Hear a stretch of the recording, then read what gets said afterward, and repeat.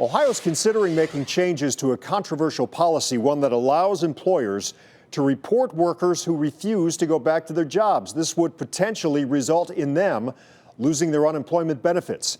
Employers submit the information on a website, and some call that unfair. Vice News found a hacker was trying to overwhelm that web page with junk data to render it useless. Our 5 on Your Side investigator Joe Paganakis learned all of this is leading to the state reconsidering that policy. Rob, the experts we talked to believe Ohio Job and Family Services launched the website without taking into account the thousands of workers who may have legitimate health and safety reasons for not immediately reporting back to work. This website that they set up for reporting employees doesn't account for any of those issues. Northeast Ohio employment attorney Richard Haber says there is a lot missing from this return to work dispute resolution website set up by Ohio Job and Family Services. The site allows employers to report workers they believe should be back on the job, thus removing their COVID-19 unemployment benefits. But Haber says the site doesn't have enough policy guidelines, leaving thousands of workers vulnerable to losing their benefits when they have good reasons not to yet get back to work.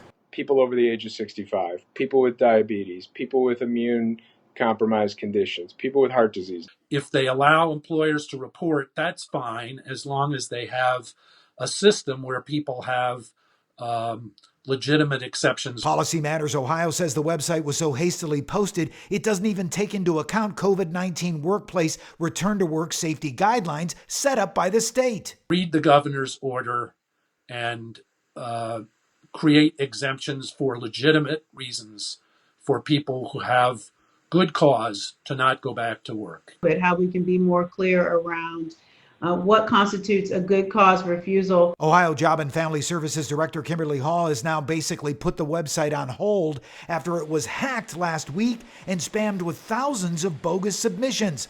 Hall says no workers reported on the site will be impacted just yet.